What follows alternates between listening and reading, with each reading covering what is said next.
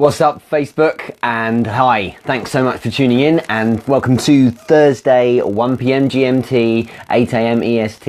It's the same thing every week. This is episode 30. Episode 30. Every week we did it except from that one rogue week when I was deciding to have some kind of operation on myself about 3 or 4 months ago. The sales Q&A. Thanks so much for tuning in, and thanks for those of you who've pinged over questions. So, wicked week so far.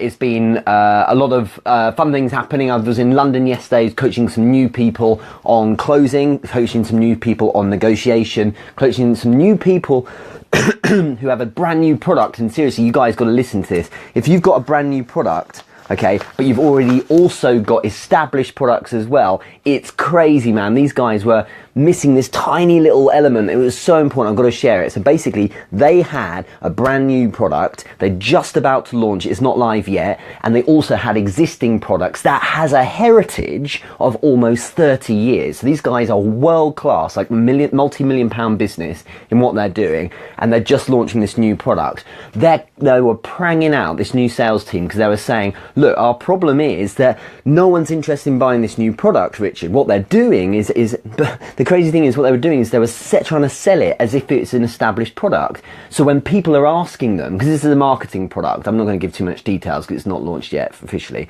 but when they were being asked, so how many people are using your product, give me some data, what they were trying to do is like trying to work their way around it and fudge the numbers and things like that. I was like, you're approaching this all wrong. The fact is, you've got a new product, you don't have any data yet, you've got to share that. And the reason why they were failing was they're trying to sell the new product they have, and they weren't talking about how great their company is up until now. So what I'm saying is this: if you have a new product but you also have past experience and reputation, you've got to sell that. And then say, and so because we're so great, and look at how amazing our business is, we're a multi-million pound business, we never lose, that means you should buy this new product. That's essentially what they should be doing. And when they left, it was amazing, guys. Seriously, they left that meeting, it was like an hour, these two guys, and they were like, we've been just doing it all wrong, basically. We've been trying to sell and saying, come on, try it out. We know I'm sure it'll be really good. You know, it's going to have great solutions and things like that. It was crazy. They've now changed their whole pitch, and what they're doing now is they're going in saying, look how great we've been. Look at our track record. Look at all the things we've done. Buy in. Wow, you guys are amazing. They're like £100 million company, seriously. And now they can say, and so when we launch a new product, it's gonna work. You know what I mean? It's like when you release a new Star Wars film, people go see it. Why?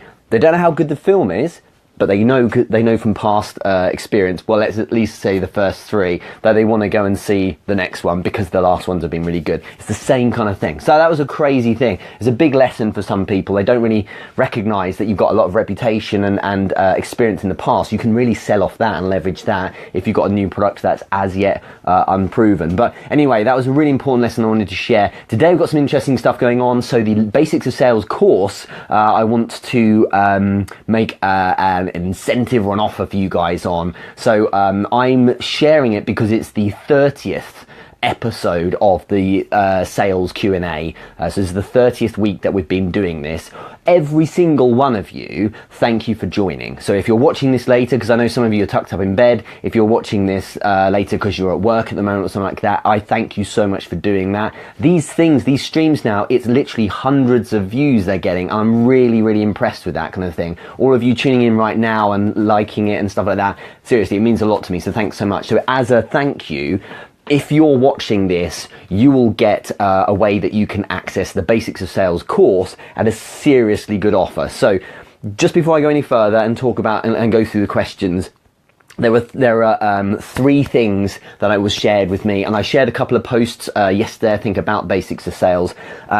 One recently was a guy who he's been really trying to close some sales. And I remember the day before last, he sent me a message saying, I'm going to re-watch your Basics of Sales course before I make this call. I'm really, he's prepping for this call. He's going to try and close this big guy. And you may have seen the post yesterday. If you haven't seen it, check out my stream. And he was trying to set this guy up for like a $17,000 deal. And as it turned out, and he's got it confirmed now that he's actually got a trial for like 2 weeks or something with this guy for $2,500. So he's just started. It's just started happening, and it's really exciting for him. The other guy as well, he just started. He's like 20, maybe 19 years old, high school dropout, and he was trying to make money online, things like that, and he's gone to basically pay rent. He started as a car salesman, and he said, I watched your Basics of Sales course and I closed my first car sale. And he sent me the message. I put out the image yesterday. It was amazing. The guy was telling me, it was like, because I said to him, so what part of the course helped? And he said it was the rapport and connecting part, and I'll tell you in a minute, but that's the first section, the first of the 6 sessions in the Basics of Sales course. And he's like, it allowed me to connect with them, and as a result I sold the cars. No question it was because of the course. So that was amazing. But the best one had to be, it was a little while back, I can't remember when it was, a little further back, a few weeks back. There's this guy, it may have been a few months actually, there's a guy who was over in the States, and he bought the Basics of Sales course, and he and his wife, they don't have much of an income, and he went to, he's got an okay income, but I think it might be his wife doesn't work or something, but he went to his boss using some of the techniques from the Basics of Sales course, and he got himself a pay rise because of the stuff he was talking about. So I'm not guaranteeing pay rises, that's a massive disclaimer for me there, but the point is that using the course gives you real things you can do. Now I will tell you now that none of those 3 examples, as I know them myself now, I've engaged them quite a bit, none of those 3 people are salespeople in the classic sense. None of them are people who have sales as a role or a job or a profession. The closest that the car guy has come to is he does Forex trading. It's sales, but in a very different way. So the whole point of this course is that I strongly believe that in this world, in this new 2017 kind of make your money online, work for yourself, maybe you've got a job or a part-time job, but also make some side hustle money as well. I believe that sales, is something that everyone can access, but the problem is out there you've got a lot of people who are basically they think they know all the answers because they've been selling for 2 minutes, and the problem is that they overcomplicate things, and they know maybe how to sell one thing really well, and they've maybe got some experience and they've closed some things, but it doesn't mean that they understand it really well. And I'd like to hope that my 15 years of experience in closing millions of pounds of deals and helping grow teams and consult with others like I did yesterday in London will prove that there's a lot of different ways of selling. I for 15 years have been a student of sales, so buying courses, buying books, things like that. It means from different angles, but also because of selling different types of product, it's meant that I've actually understood that you have to approach things in different ways. All distilled down into 6 simple lessons. The whole thing's like 4.5 hours, that's it, of content. But the course is designed to take someone who has no idea whatsoever and guide them through it really simplistically. So it's like, here is the essentials, basics. This is how you get over fear when it comes to closing. This is how you deal with objections in a simple formulaic way. So if you have no experience at all, there should be no reason why you can't do it. And those people, of course, who are really experienced, they should be checking out as well, because I've worked at an upper level too, and there's no reason why you wouldn't learn from that too. So it's so exciting. I've literally not had anyone come back to me, and there's hundreds of people who bought the thing. No one's come back to me going, yeah, it's no good, that course. Doesn't work, doesn't help at all, doesn't work. Absolute rubbish, it's not been of no value at all. Everyone's all good with it, so I'm really pleased, and those case studies are really good examples. Anyway, let's run into some questions before I give you a bit of detail on how you can access it with a bit of a fun offer for the 30th edition of Sales Q&A. So firstly, Jonas Hindrato, I hope I've said your name right, is written, Richard, I work at a bank. When I try to refer a customer, they would say, I'll think about it, or my husband does all of this stuff. How do I handle this kind of rejection? Usually I keep pressing, but it doesn't work. How do I create a sense of urgency for them to make an appointment? Okay, so if someone, let's just kind of break this down. If someone says to you, I'll think about it, what they really mean is, I'm not sold yet. It doesn't mean I'm not interested. It means that, okay, I might be fairly interested, but I'm not entirely interested and therefore sold yet. A good example is when I bought a car for my wife about 1.5 years ago. She said, oh, it's not right for me, this particular car we've been looking at with this sales guy. And so it didn't mean I'm not interested, I'm not going to buy a car. It meant this car isn't quite right. And when he probed a bit further, the guy was quite good. He found out that it was purely the colour. If the car's colour was different, you got a sale. So it doesn't mean she's not interested at all, it's just this one thing. So it's the same here. Look, I'll think about it means you've probably got me most of the way there, it's just there's something else missing. Now here's the thing, here's probably, because I'm not working in the bank with you here, Jonas, but here's probably what's happening. If someone says, I'll think about it, what it means is I'm not yet ready to commit. Now, the reason why they might not be ready to commit is one of two things. You can play it down one kind of road or the other. One thing might be they don't quite feel like there would be enough value for them on a practical level, in the sense that they are like, I don't know if that's exactly what I need, okay? The other one, for instance, if it's a commodity or something like that, as opposed to something they like desperately have to have, okay? The other side is that they're not sold in terms of emotion and connection, okay? And that's all down to being sold on you, okay? Because as long as they believe in you and trust in you and really like working with you, they will want to try and make things happen. So it will be, to a degree, one or the other. Now, let's be clear, I don't know how your pitch is, Jonas, but it probably isn't that difficult to articulate what it is you're offering. And most people are intelligent enough that, they get it. Most people can work out what it is you're actually trying to sell. You can actually, if you explain what you do, they probably get it. So if they say, I want to go and think about it, it's probably not that they don't understand the practical, logical business reasons why they should buy your product. It's probably the other thing, which is there's maybe a bit of a trust issue. It doesn't mean they don't trust you at all because they think you're dodgy or some kind of crook. It means they don't fully trust you yet. If you have trust, you get deals. It's simple as that. So you need to work more on your connection. So the likelihood is high that that is actually where the problem is. It's not that you need to say one little tiny thing differently or maybe sell them in a slightly different way in terms of the product positioning or something like that. It's probably more that you need to engage with them a bit better. And I'm saying this especially because you've said, usually I keep pressing, but it doesn't work. Of course it doesn't, because people don't like to be pressured. And because if you're being pressured, it's because if you feel you're being pressured, it's because you're not sold. So if you want something, you tend to buy it. You don't need anyone to tell you to go and buy it. You don't feel it's pressure. If someone says, come on, let's go ahead and do it, you're like, yeah, sure, no problem, if you want it. If it's not something you're entirely sold on, then someone saying to you, come on ahead, let's go ahead and buy it, will be like, whoa, I'm not ready yet. That's pressure, okay? So pressure means they're not sold. And what I'm saying here is you need to work a bit harder on your rapport building and your relationship. Just chill out a bit. Usually this is the problem with salespeople. They're not being human enough. They're not engaging with people and saying, you know what?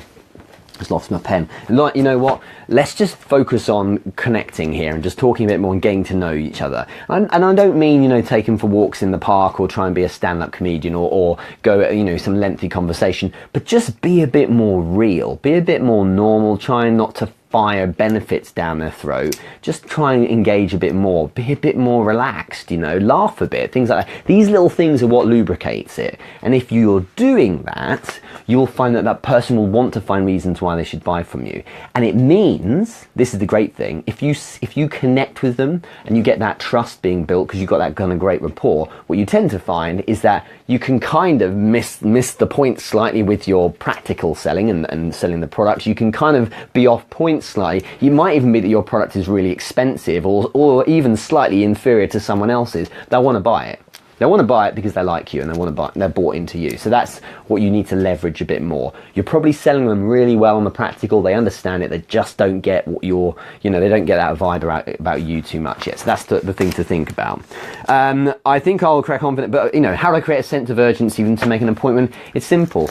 You can force them by creating artificial reasons to do things, or you can create natural urgency because they naturally want to do it. They want to go ahead and do it because they're feeling a propensity towards working with you. When you get this right, because the person you're speaking to will say, so when can we speak next? When can we do this? When can I get my husband in? When can I sit down with you? Can we do this now? It's simple. It's like they create their own urgency, but that's because you've built that bridge, that trust and that connection. Okay, so work more on that. Work less on how you refine how you describe your solution. Work more on how you engage with people. How do you practice that? Speak to lots more people. Seriously, spend more time going out, engage with new people. It's a really important practice. And the irony is that being more human and interacting with people on more of a basic, simple, person-to-person level is actually the best way of selling, because then people like you because you're being authentic. It makes a lot more sense. Let's ask another question, then I'm going to explain how this offer works for Basics of Sales. I know a lot of you are chomping on a bit to hear about it. So Philippe Neal, thanks so much for sending a message. Philippe is one of the 2 incentive winners from last week. So he has won 2 weeks of direct mentoring with me, so one-on-one mentoring, and we're looking at accountability. The guy's got very big vision, very ambitious guy, so we're working through that, and the next couple of weeks we're looking at some daily habits and things. So it's really exciting to be doing that with him. And he asks, Richard, what tips are there to build rapport quickly with a customer that doesn't want to see you? So this is something that comes up a load, because like literally the company I saw yesterday do a lot of telesales. They're doing cold calling, unsolicited, on the phone. They're not seeing people face to face. And in the main, even though the people they're speaking to are probably quite pleasant everyday people like you or I, the issue they have is that they don't really want the call. It's probably because they're busy. They may get other calls that turn into nothing and are a waste of time. So the default position or tone of the voice of the prospect is, what is it you want? Well, I don't want to speak to you. I don't really have time now.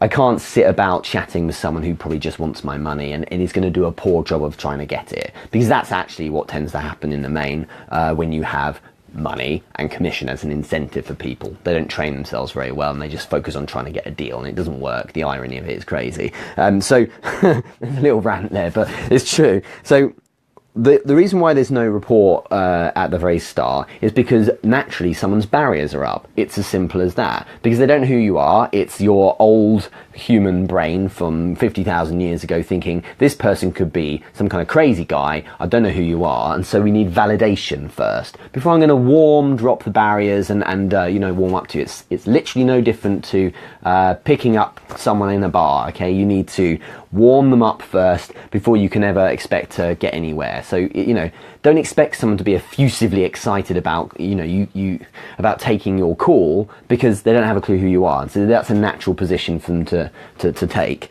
Now, I've said this before, but there's 2 types of rapport you build at the start. Ideally, what you want is emotional rapport, where you say, hi, how's it going? And what you want to hear, of course, is them say to you on a completely cold call within the first 4 seconds, thank you so much for calling. I'm wonderful. Tell me about your day. I'm loving it here. I'm feeling really great. Let's have a nice chat. And those things happen maybe once every 5,000 calls, but in the main, people are a bit more wary, as we've described. So you need to recognize that emotional rapport building might have to just take a slightly back seat for a moment. You have to earn the right, okay, to be able to start that kind of process happening. That's what I've found.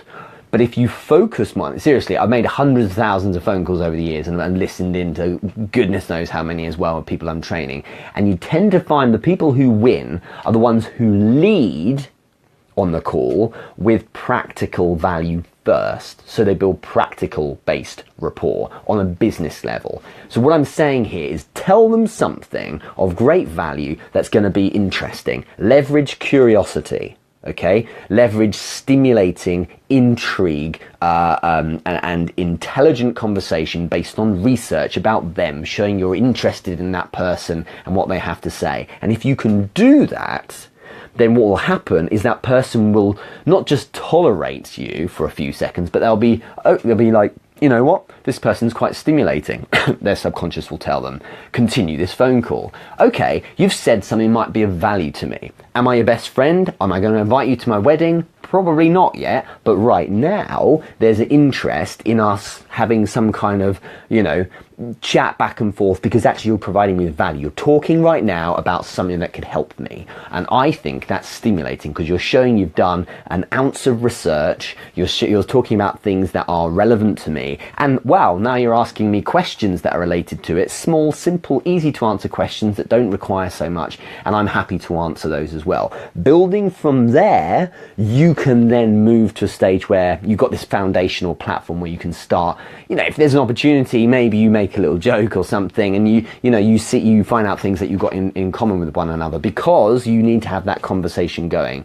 Human interaction, that is what you're aiming for when you are selling. You're not looking to try and reel off all of your benefits and then hope it will work. It doesn't work like that. The best sales I've ever done and witnessed are the ones where it's just human interaction. You get each other. You're on the same wavelength. You bounce off each other. You're clicking, you're popping. And the funny thing is that often it's guys who aren't salesy who actually do the best job, because they're just being normal. There's no pretense, So my answer is that the best way to build rapport quickly is do your research, then angle in on practical value on a business level. Give them something that's going to be of use. Okay, don't try and make a friend immediately. That's an important objective, but it's more important to give them a reason to hang on to the phone on a business level. Then if you do well, you can end up in a position where you're getting on really well, and you've done that because they start calling you mate or friend or whatever, as opposed to something more formal,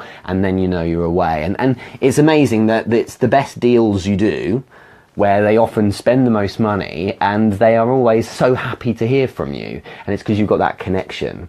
And they're the people where you can call them up, or you don't even need to. They call you and they're like, have you got something else for me? Or you release a new product, then they're in there straight away. You don't even need to sell them. So that emotional rapport is so important, but early on, focus on understanding that you need to do a bit more. So that's the answer to Philippe Neal's question. And Philippe, you've just joined, so you've missed it. You have to watch it in the replay, okay? But I hope that's of value.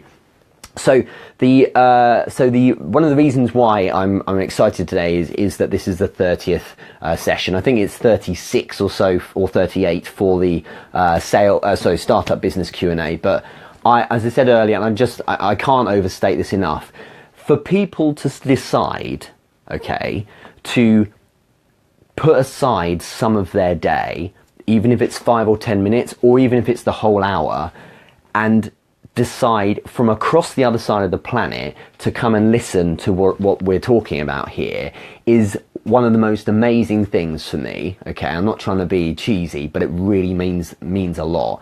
What it says is that, especially those people who tune in, week out, is that there is value that is helping people. And like I said, I posted a bit of this recently, and I said a bit earlier, there are multiple cases, people all the time saying, this is being really useful. Things like the sales course, it's been really valuable. It's changing me. Like the guy who got a pay rise, he said, now my household has much more money because of that sales course. Thank you so much. And it currently stands as 6 lessons. So there's obviously an introduction, but then there are 6 videos, and it is as simple as this. It's rapport and connection, there's identifying the need, there's understanding objections, there's closing, and then there's working with mindset as well. Okay, so it's really simple stuff.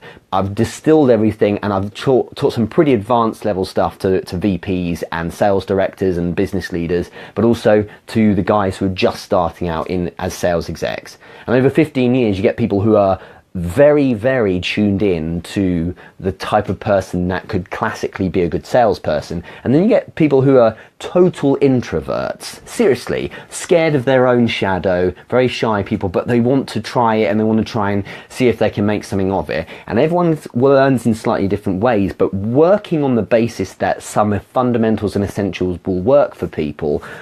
This course has been really successful, but I've proven through companies bringing me back time and time again to consult with their sales teams that really there's a lot in there. Okay, so Thanks for the endorsement there, Philippe, as well. So in terms of the set basics of sales course, it currently, if you went to 8stepstartup.com and decided to whip out your credit card and buy it, it would be $147. I'm putting up the price in a couple of months, but I'm waiting for, I think we decided on 1,500 people. Once they've bought it, we'll then put the price up. So it's going to be around 500, but it's $147 at the moment, and that gives you lifetime access. Because it's episode 30, and because I'm really feeling great about what I do with the Startup Business Q&A, but because more importantly, I believe that if you can help people to understand the fundamentals of sales, to remove fear, okay, it means that they recognize that they can actually leverage something that they already innately have. It doesn't need to be too much of a skill they learn. There's a lot of essentials they already can do by virtue of the fact they're human beings. And I strongly believe that if we can almost make a movement here and get people really understanding that sales doesn't have to be difficult, not really difficult, and it can be something where there's not so much fear, and it can be a simple process that you follow. What it does is it allows people like startup business owners and like those people who are starting out in some kind of sales role, or who need to use a sales skill at some point in their life, it allows those people to feel, do you know what, I can do that part as well. Rather than what I see all the time for years, coaching startup businesses, for instance, I see so many people who have great ideas, great concepts, they've got all the commercial understanding, but the sales part they just shy away from because they're scared of doing it. So what I'm doing here is I'm trying to provide as much access as possible, because I really feel this is something different. The problem you've got out there is if you look for a sales course, there's too much that's been assumed. And the reason why I'm doing it is because I understand what it's like with new starters to sales, because I've run teams and built people up from literally no experience at all. And I was there as well. When I first started in sales 15 years ago, I'd done 2 degrees in history, so no business or finance or experience whatsoever. And so I just needed to understand some fundamentals. And I really feel if this can be done right, it means that people who are maybe shy or scared of it, or who have been misfiring in their sales and maybe got a sale once, they're not so much for 3 or 4 weeks, they can just understand that there's a simple platform to go off, rather than some guru with 2 minutes of experience who knows how to sell one product. It's not really very useful. Okay, so what I'm offering here is what you need to do if you want to buy the Basics of Sales course. Firstly, if you don't like it, if you're going to be the first person who has a problem with the course, all you need to do is email me. I'd like to know why, but I would pay you your money straight back. So there's no matter what your reasoning is, I'll pay it straight back. Even if you've watched the entire course, taken notes and recorded it, I'll still give you money back, because it's just absolutely fine. So I'm putting that out there first. There's no issue, and it's not a 60-day guarantee or anything like that. It's just, if you really have a problem with it, you just let me know, and no problem, and you have your money back. I really haven't got a problem with it. But no one's ever done that, and that's because I know it's a good system, it's a good course. If people who run 9-figure businesses are employing me to teach their sales teams, then possibly it's worth a look, okay? So what you would need to do if you want to try out the course and use it, you have lifetime access to all of the lessons, covering everything from rapport to closing to mindset. And it helps you if you're doing door-to-door sales. It helps you if you're doing phone sales. It helps you to a fair degree, actually, if you're doing email sales and based on text and chat as well. All the fundamentals and the principles there really shows you how to understand people and how they're going to go through a buying process. Then the course itself, you would need to send me a direct message on Facebook. Okay, the direct message must say, what was that? I've got a message from someone. Yeah, you need to make the direct message say Basics of Sales. That's all. Basics of Sales. If you send me a message with the word Basics of Sales on Facebook, then I'll know it's something you want to access. Instead of $147, it is $67 instead. That is it. So that'd be lifetime access. I'll simply send you a payment link. I would need your email address so that you can have your login details, and then it's all yours. Simple as that. So it's something like 40% of the original price, simply because it's a bit of a special day for me with 30 editions of the Startup Business Q&A. So, of the sales Q&A. So if you're interested, let me know. Send me the message. You must send me the message. Don't comment in it in here. And this is only going out to people who've watched this webinar. Okay, so thank you very much for doing that to start with. So any questions, let me know. But otherwise, simple as that. Write basics of sales in a message to me. $67 is all you have to pay, and I'll just send you a payment link, and it's yours. Simple as that. Okay, so I look forward to it. I'm not going to cap it like I do with some other things. It's not like the first 10 people. If you watch this and you want it, you got it, no problem at all. So hopefully that helps. It's because I want to make sure that the people who need help with sales can get the basics and the fundamentals, and so I'm happy to do that. And of course, it doesn't mean that you just get the course. Of course, I'm always happy to respond to messages. If you want to ping me any comments or anything, I'm happy to help as well. So let's move on. Let's do a couple more questions before we finish. Brandon Foken here, who also won the incentive. So he's got 2 weeks of free mentoring kicking off next week with him. So he won the other one, has written, how do I demonstrate to creatives and young millennials that I can build their businesses from scratch? I don't have a track record yet, apart from my own successful business and helping my wife launch hers. So how do I establish more credibility in this area? It's chicken and egg, isn't it? That's the problem, is if you know you've got a great service and no one's used it yet, then how can you tell people that it's worth looking at? Well, the best way to do it is to do some pro bono work, or do some things where it's an offer they can't refuse. It's as simple as that. People okay, that buy into you, who really like what you do, who are involved in your ecosystem. And what I mean by this is, maybe if you run, for instance, like me, if I run a course and people like my content and things like that, they tune in every week, they're people I might start with, first of all. If I was going to launch a brand new product where I had no experience, okay, what I would be doing is going to that, what's known as, by Grant Cardone calls it the power base, the people who are right next to you, the people who orbit closest to you, who love your stuff, for instance. And if you haven't got them, you just got to be posting a lot on social media and engaging with people and building value that way. But those are the people you would target first. You simply say, look, I'm trying to create testimonials, or I'm trying to create a platform where I can share experiences of customers. I'm yet to have any, but I'm convinced that this is something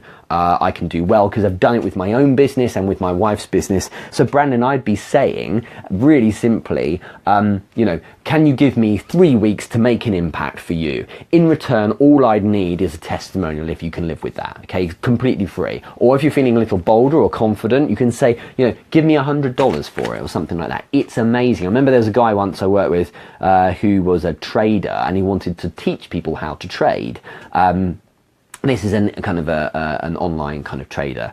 And he said, I know I've got this skill, but I want to be able to kind of get out there. And I said, well, all you need to do is tell people you'll have like a seminar with them every single week, and you'll sit with them, twice a week and go through what you're doing. You'll do live trades and show them over your webinar on, or on like, what's it like, on Skype or something like that.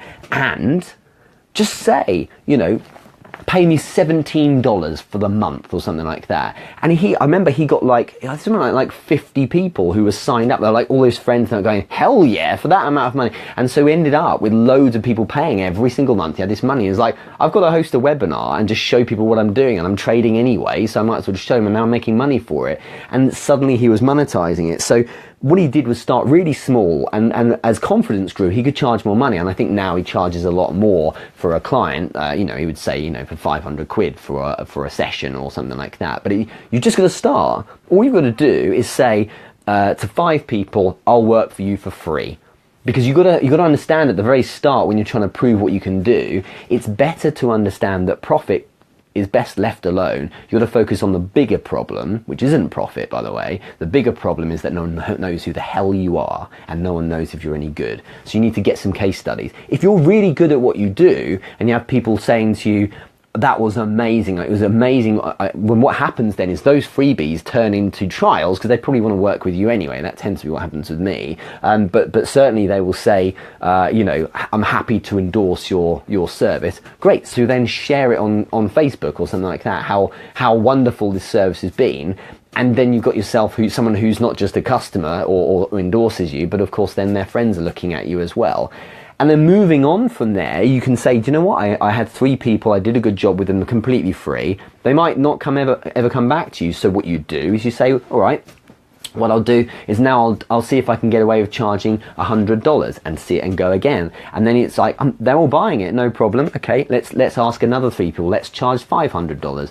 And then suddenly you've got people who are interested in what you're doing. That's what I would do, Brandon. Offer stuff for free or for a ridiculously low price and people want to do it. You know, to be honest, I'm doing literally the same thing today. Basis of Sales course. If you don't think that the experience I've had teaching multi-million-pound salespeople and being a student of sales and building businesses of my own that I've commercialized and sold through for 15 years is worth a look for $67 when you can get your money back if you think it's rubbish. There's literally no risk on your side. All the risk is on my side, because you could buy it, record it, and then go, I want my money back, please. If you want to screw me, you can go do it. But in the main, most people aren't like that. So I tend to find that if you provide something decent, then people will give it a shot. And so, you know, that's the way you do it. When you give something for crazy value like that, people will say, well, why would I? Well, I've got nothing to lose, so I might as well try it out. So hopefully that helps, Brandon. That's what I would do.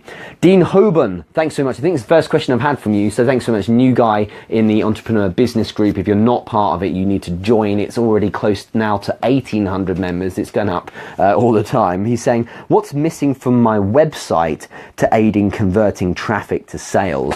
This is a really relevant question in 2017, because everyone's building websites all the time. Traffic is people who are coming onto your website, and sales, of course, is conversions from people landing on your site and then buying the product. There are 2 essential things that are often missed when it comes to looking at your website and converting into sales. One thing is that the narrative from your advert or from whatever touch point it is that drew in that traffic in the first place isn't being continued. So if you've got a story or something of interest that's got someone's interest, maybe through an advert or something, maybe it's an image or a video or whatever, that magnet, as it's known, that's pulled people in and then made them click onto your website, it's not following through. So the story and the reason why they originally bought it maybe it's not flowing. So the landing page, the page they land onto when they go onto your website, it needs to be really not just clear, but it also needs to follow on from the vibe of the advert and kind of have the same kind of message and then take them through to the next stage. So it should be a seamless process. Maybe it's from content, maybe it's from an ebook, maybe from a webinar, maybe from an advert, from whatever. But when they come through to your website, it should feel, okay, it feels like the same kind of guy. It's the same kind of, branding and everything all looks very much the same. That will really help, because then they feel like they're still on the same journey and it will kind of, the narrative will build and continue. It gives them the momentum. But the other thing as well is to recognize that there's real importance, real importance in convenience as well. There's this thing called a convenience bias, and this is why Amazon have one-click buying. If it's easy to do, people tend to do it more. So are you making, in terms of web development and what's known as UI, UX, which is user experience, what's the experience like? What is the process or journey like? I can't remember the name of the guy off the top of my tip of my tongue, but there was the guy who used to be the designer in charge of the user experience for PayPal, and then later on is now working with Visa, who contributed to my Exit Startup course. He was saying to me, you've got to get in the shoes of the person landing on your website and imagine what their buying journey looks like. What are they seeing? Do they understand what you're showing them? Are you presuming too much? This is the problem when you know your product really well, but they might not yet. Are you being clear about what they're getting? Is buying a really simplistic option? Are you asking too much for them? Because if you are, it might be turning them off. And if anything's too difficult, when someone's just barely into you, you kind of lose them. Okay, so you need to make life very simple. So usually it's that. It's that the narrative doesn't continue, or it's not simple enough. The funny thing is that one of the other things is that often you're not asking them to buy it and that you need to have a call to action. So what you do need to always do, it's the same with a lot of media, social media posting or advert and things like that. Tell them what you want them to do. So for instance, if you're trying to generate leads, tell them to click on a button to book a session on the phone with you. Tell them to sign up and write in their email address. Don't assume they're going to be able to work it out. Even if they could, just write it and make it clear anyway. Tell them what you want to do. I learned this trick from a guy who's got close to 7 million followers on Instagram across different accounts. The guy is a guy called Farouk, who's known as Mr. Good Life. You should check him out. So Mr. Good Life on Instagram. And he said, it's the same kind of thing. When you do your post and you do your caption, underneath, tell them what you want them to do.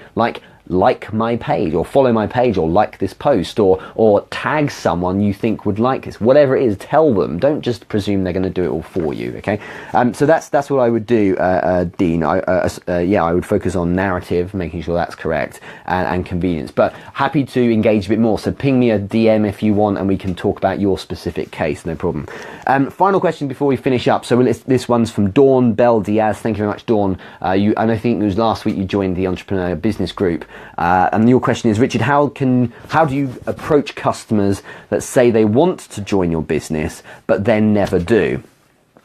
Okay, this happens a lot as well. A lot of you manage to get hold of a prospect, right? And then you have your conversation and you consult, and you may even feel like you get on really well, and then they say, yeah, I'll be in touch, and then they never do. Okay, so the main thing is, if you can't close them on that call, maybe you can't because they won't be closed. Some people just won't do it, or personality type, or maybe you're just not adept enough at doing it, or something else. For whatever reason, if you got off that call with them, then or finished that meeting, and they left your shop or whatever it might be, then what you need to do is recognize there's a follow-up. So have some mechanism by which you can follow up with them. And if it's a potential customer you've been pitching, you want to give them a business card, ideally take a number or email, and within that day, it's really valuable to follow up. What I usually do is, maybe if it's been a Skype call or a phone call, something like that, with a first time customer especially, what I would do, whip my phone out and just send them a quick message, almost when they've just left the room, left the phone call, and say, it was really great to catch up with you today, thanks so much. Just something, it's a nice little extra. If you record a video and send that to them, it really goes down really well. It keeps you in their mind. It's something unique that is remarkable. People don't normally do that. Follow up again later that day or the next day if you know they might have some questions, or if you sent them a proposition, make sure you then follow up with them to say, I've sent you the proposition. Sometimes it gets caught in spam. You might be interested in receiving it, and so I want to check it's gone through. Have you had any questions since we last spoke? So you just got to be there. Don't be in their face. Don't be aggressive. Don't say I'm calling just to see if you want to go ahead with it, because that's too full on. Just call just so that you're calling. That's all the agenda you need. And then you can take it from there, really. And I think that when people say they want to join your business but they never do, it's often because you're leaving them to think too long. And the hottest prospects, if they think about it too long, they will often unravel themselves and decide not to buy something. So you need to be there every time you connect with them again. Give them great things that have been happening. Tell them some great news. Give them some more value. So news and value are two important things to go into a follow-up call with. Never follow up and say, hi, remember we spoke yesterday, just wanted to see if you're happy to go ahead now. Start with, hi, I know we spoke yesterday, how are you doing? It's been a really crazy day here. We've sold another 6 units of our product, or we've had another 50 customers. It's crazy how fast it's going. So you give them some great news. Awesome, great value. I know we talked about this proposition yesterday, but actually something's come up, and I wanted to show you. I wanted to add another piece of value as well. I want to throw this into the deal, because then it's some exciting reason why you're giving them a call, and that goes a long way to making them think, oh yeah, I remember this guy. It was really fun having a chat with them, and again, it gives you that follow-up reason. It gives you a nice reason to reconnect with them, but you need to do that soon. If you're following up with someone after a week, you're killing yourself, because they might remember on a practical level. We'll talk about, say, remember on the practical level we were talking about, but emotionally, they're going to forget. They're going to drop off a cliff. They're not going to remember exactly how they felt. So you need to stay close with them is the main answer, I'd say. But do your best to, if it's in a shop, for instance, find some way. I don't run a shop, but find some way in which you can get some information from them. You know, can you hook up with them on Twitter, on Snapchat, on Instagram, on Facebook? Can you connect with them that way? That might be a nice thing to do. There's a perfect example of this, right? just before I finish up, when I flew in from Edinburgh a week or so ago, and the guy who picked me up, there's like a chauffeur from the airport who took me to my car. He said, when I got in the car, and he had a nice chat, like, built some rapport first, a really nice chat, and then he said, are you following us on Facebook, by the way? And I said, no, I'm not. And he had me pinned. I was in the car with him. I was like, I can't get out. And I'm doing 60 miles an hour down the road. And he was like, if you whip out your Facebook, and he was being really pleasant about it, whip out your Facebook, do you know what would really mean a lot to me is if you gave me a review, because the guy had turned up like in 2 minutes. Seriously, it was right there. It was amazing. And I was like, and I said, well done, you did a great job being here on, just in no time at all. He said, if you gave me a review, that'd be really amazing. I've been away on holiday for 2 weeks in Greece. I've just come back, and if you could say how good I've been on the site, that would really make a difference. So he was getting touch points from me there, and then of course then I'm and then I was pulled in, and I'm now being given their marketing emails and things like that, which I've since unsubscribed from. But the point is that he's creating mechanisms by which they can continue the dialogue with me, and that's something to bear in mind. Don't just let them walk out of the shop unless you have something from them, even if it's an email or a phone number or connecting on Facebook. Even if you get a like on your fan page on Facebook, you now have a connection to them, and you can follow up. You can then friend them or something. Don't go creepy, right? But you can do something like that. So hopefully that helps. Dawn, thanks very much. A really good question. PM me if you like. I'll be happy to talk about it in your scenario, because obviously everyone's slightly different. I'm going to finish there. I really hope it's been useful for you today.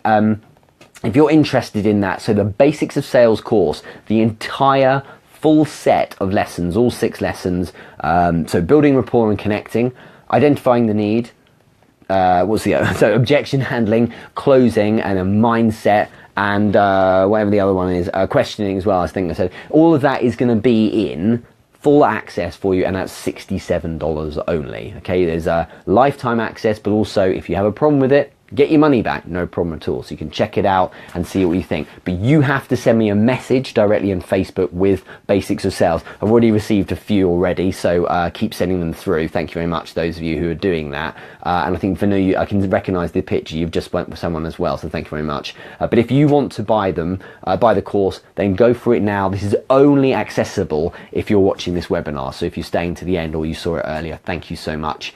In the meantime, have a great Thursday, and we'll catch up a bit later on. Any more questions about sales? Sorry if I didn't catch up with all of your questions, but ping them over or put them in the comments here, and I'll happily answer them when I get a chance. But otherwise, have a great Thursday. Catch up with you on Monday for the Startup Business Q&A. In the meantime, have a great finish to your week. Take care. Thanks a lot.